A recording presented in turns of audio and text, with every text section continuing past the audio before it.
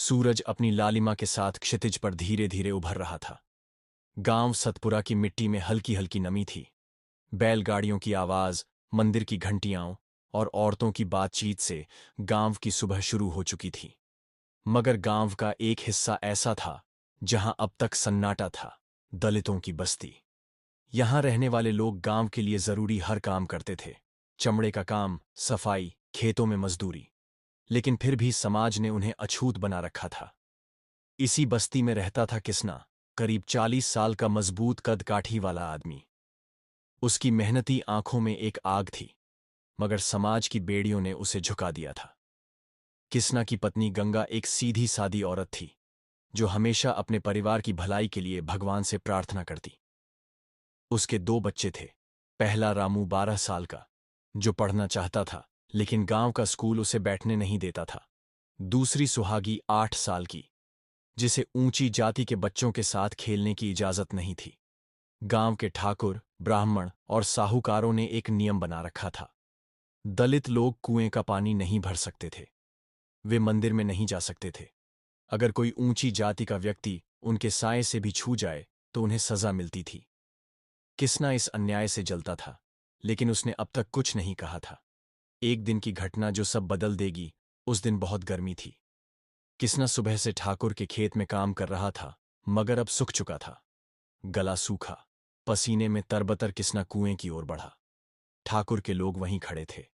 उसने हिम्मत करके एक लोटा पानी मांगा। किसना, लगता है तू भूल गया कि ये कुआं तुम्हारे लिए नहीं है।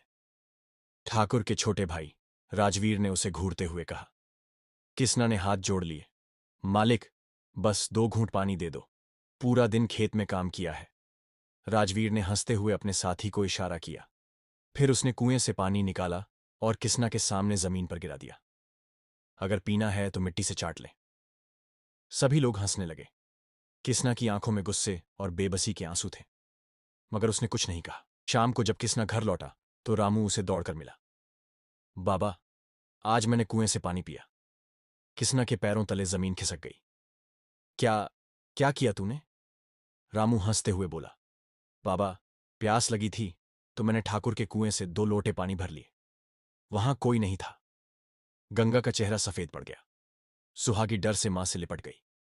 किसना ने रामू को गले से लगा लिया, मगर उसकी आंखों में डर साफ झलक रहा था। कल गांव में तूफान आएगा। गर्मी की उस रात किसना की आंखों में नींद नहीं थी। पूरा परिवार चुपचाप खाट पर लेटा था, लेकिन डर कमरे की हर दीवार से टकरा रहा था। गंगा बार बार रामू के सिर पर हाथ फेरती। उसकी आंखों में चिंता साफ झलक रही थी। किसना, सुबह क्या होगा? पता नहीं गंगा, पर अच्छा नहीं होगा। बाहर ठंडी हवा बह रही थी, लेकिन किसना के मन में तूफान था। गांव में आग भड़क उठी। सुबह होते ही गांव में हंगामा मच गया। ठाकुर के नौकरों ने कुएं के पास गिरे हुए 2 लोटे देख लिए। किस हरामी ने कुएं को अपवित्र कर दिया? राजवीर गुस्से से चीख उठा। गांव के लोगों को इकट्ठा किया गया।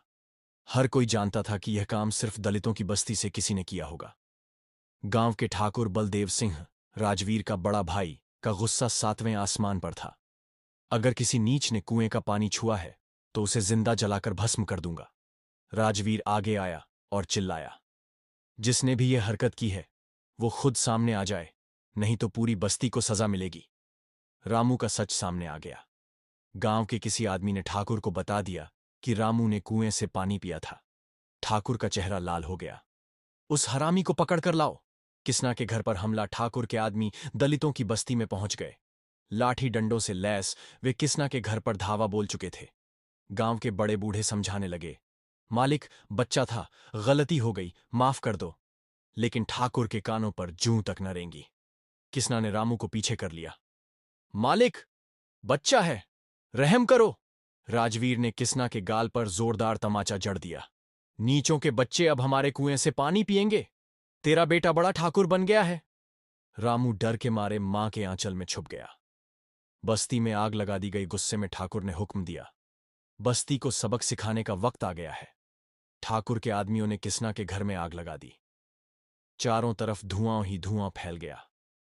औरतें, बच्चे चीखते रहे, मगर कोई उनकी मदद के लिए आगे नहीं आया। गंगा और सुहागी ने डर से चीखना शुरू कर दिया। रामू कांप रहा था, लेकिन किसना ने उसे जोर से पकड़ लिया। भाग रामू, भाग यहां से। रामू कुछ समझ पाता, इससे पहले गांव के आदमी उसे पकड़ चुके थे। रामू ठाकुर के गुंडों के हाथों में बुरी तरह फंस चुका था।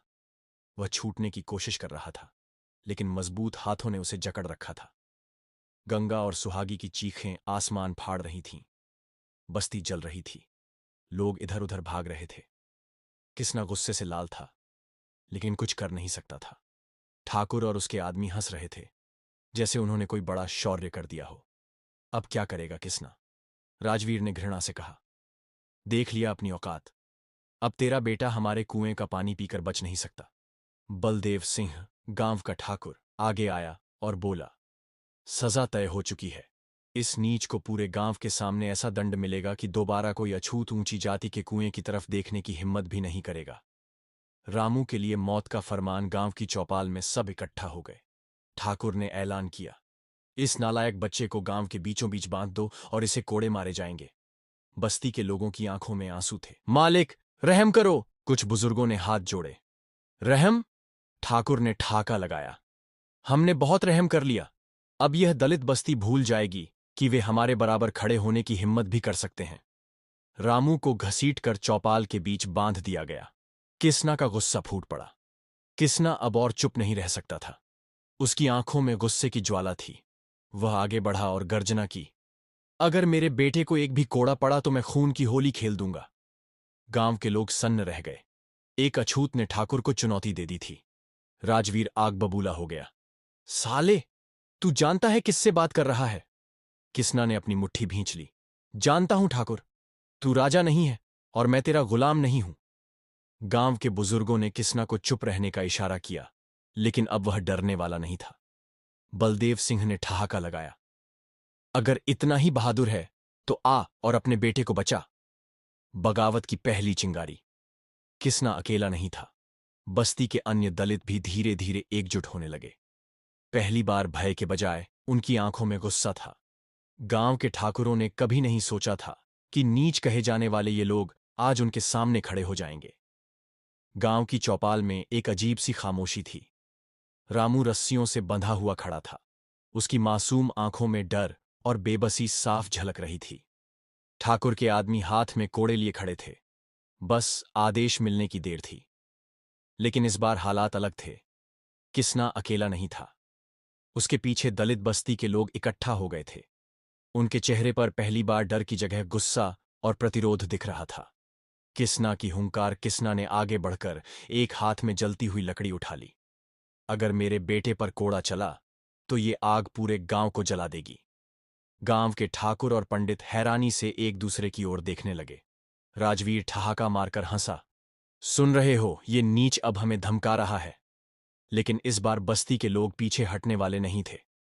कई दलितों ने हाथ में पत्थर, दरांती और जलती हुई लकड़ियां उठा लीं। बलदेव सिंह को एहसास हुआ कि अगर अभी कुछ गलत हुआ तो बगावत की आग पूरे गांव में फैल जाएगी। अचानक माहौल गर्मा गया। राजवीर ने गुस्से में रामू पर पहला कोड़ा चला दिया। धप्प! रामू चीख पड़ा। गंगा चिल्लाई, नहीं, बस ये आखिरी बूंद थी। किसना ने पूरी ताकत से जलती हुई लकड़ी राजवीर की ओर फेंक दी। वह बाल बाल बचा, लेकिन बस्ती के लोग अब पूरी तरह भड़क चुके थे। बगावत का पहला वार। किसना और उसके लोगों ने ठाकुरों के आदमियों पर पत्थर और डंडों से हमला कर दिया। गांव में आग की लपटें उठने लगीं। किसी ने ठाकुर के घर पर पत्थर फेंका। किसी ने राजवीर को खींचकर नीचे गिरा दिया। किसना ने रामू की रस्सियां खोल दीं और उसे गले से लगा लिया। गांव में खून की होली। ठाकुर के गुंडों ने भी लाठी डंडे उठा लिए। बस्ती के लोगों पर हमले शुरू हो गए। दलित और ठाकुरों के बीच खूनी संघर्ष शुरू हो गया। चीखें, खून, आग और आंसू। गांव जंग के मैदान में बदल गया। गांव में चारों तरफ चीख पुकार मची थी। अग्नि, लाठियां, खून और बदले की आग। ठाकुर के लोग दलित बस्ती पर हमला कर चुके थे, लेकिन इस बार किसना और उसके लोग भी चुप रहने वालों में से नहीं थे। किसी ने ठाकुर के गुंडों को पत्थर मारकर घायल कर दिया। एक नौजवान ने ठाकुर के खलिहान में आग लगा दी। गंगा और अन्य औरतें बच्चों को बचाने के लिए घरों में छुपाने लगीं। किसना को पकड़ लिया गया। राजवीर के माथे से खून बह रहा था। उसने गुस्से में दांत पीसे और चिल्लाया, इस नीच को जिंदा नहीं छोड़ूंगा। उसने इशारा किया और ठाकुर के गुंडों ने किसना को पकड़ लिया। किसना पूरी ताकत से छूटने की कोशिश कर रहा था, लेकिन 4-5 हट्टे कट्टे आदमी उसे पीट रहे थे। बांध दो इसे पेड़ से। किसना को बांध दिया गया और राजवीर ने उसके सीने पर लात मारी। अब तू हमें आंखें दिखाएगा। रामू दौड़कर अपने पिता की ओर बढ़ा, लेकिन किसी ने उसे जोर से पीछे धकेल दिया। वह जमीन पर गिर पड़ा। गांव में पुलिस आ गई। इतने बड़े दंगे की खबर जिले तक पहुंच चुकी थी। पुलिस की गाड़ियां गांव में घुसने लगीं। सब बंद करो, वरना गोलियां चलेंगी, पुलिस अफसर ने चिल्लाया। ठाकुर के आदमी एक पल के लिए पीछे हट गए। गांव के पटेल ने आगे बढ़कर कहा, सरकार, ये अछूत गांव में दंगा फैला रहे हैं। इन्होंने हमारे कुएं को अपवित्र किया और अब ठाकुरों पर हमला कर दिया। किसना पर झूठा आरोप। बलदेव सिंह ने अफसर के सामने हाथ जोड़े और चालाकी से कहा, सरकार, ये किसना हमारे गांव की परंपराओं के खिलाफ बगावत कर रहा है। अगर इसे नहीं रोका गया तो गांव में कभी शांति नहीं होगी। पुलिस ने कुछ सोचा, फिर किसना को घसीटकर जीप में डाल दिया। गंगा चिल्लाई, नहीं, मेरे आदमी को छोड़ दो। रामू दौड़कर जीप तक पहुंचा, लेकिन एक पुलिस वाले ने उसे धक्का दे दिया। अब क्या होगा? क्या किसना को जेल में डाल दिया जाएगा? क्या ठाकुर उसे मारने की साजिश करेगा? क्या बस्ती के लोग अब और बड़ा विद्रोह करेंगे? इससे आगे की कहानी अगले भाग में। क्या आपको यह भाग पसंद आया? कमेंट कर जरूर बताएं। अगले भाग के लिए चैनल को सब्सक्राइब करें।